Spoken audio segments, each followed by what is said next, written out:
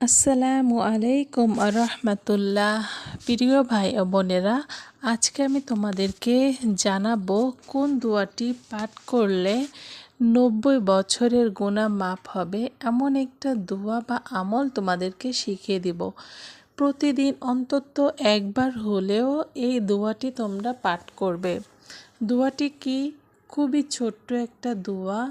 এই দোয়াটি কাজের ফাঁকে চলার সাথে সাথে যখন তোমরা হাঁটাচলা করবে তখনই এই দোয়াটি পড়তে পারবে। এছাড়াও দিনে না পারলেও একবার হলেও এই দোয়াটি পাঠ করবে। এই দোয়াটি পাঠ করলে আমাদের সকল প্রকার গুনাহ মাফ হবে।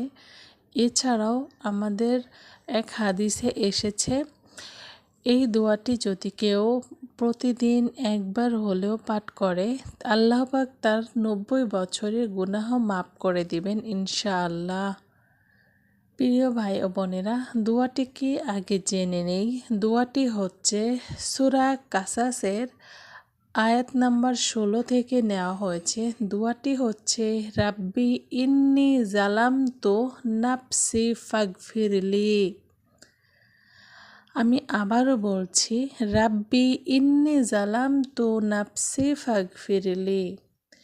দোয়াটি অর্থটা হচ্ছে, হে আমার প্রভু, নিশ্চয়ই আমি নিজের উপর জুলুম করে ফেলেছি, অতএব আপনি আমাকে ক্ষমা করুন।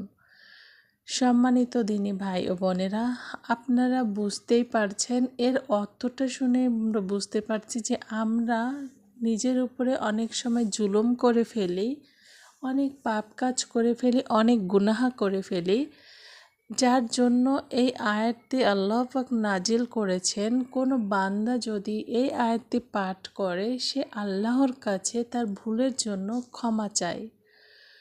প্রিয় ভাই ও বোনেরা, তাই আমরা দৈনিক একবার হলেও এই আয়াতটি পাঠ করব।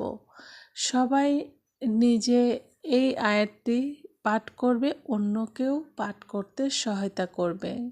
আল্লাহ পাক বলেছেন, আমার কোরআনের একটা আয়াতও যে নিজে পাঠ করবে, অন্যকে পাঠ করাবে, সে অনেক সওয়াবের অধিকারী লাভ করবে বা সওয়াব লাভ করবে। প্রিয় ভাই ও বোনেরা, আজকে ভিডিওটি এই পর্যন্তই। যদি তোমাদের ভালো লাগে, লাইক, কমেন্ট, সাবস্ক্রাইব করে পাশে থাকবে। আসসালামু আলাইকুম ওয়া রাহমাতুল্লাহি ওয়া বারাকাতুহু।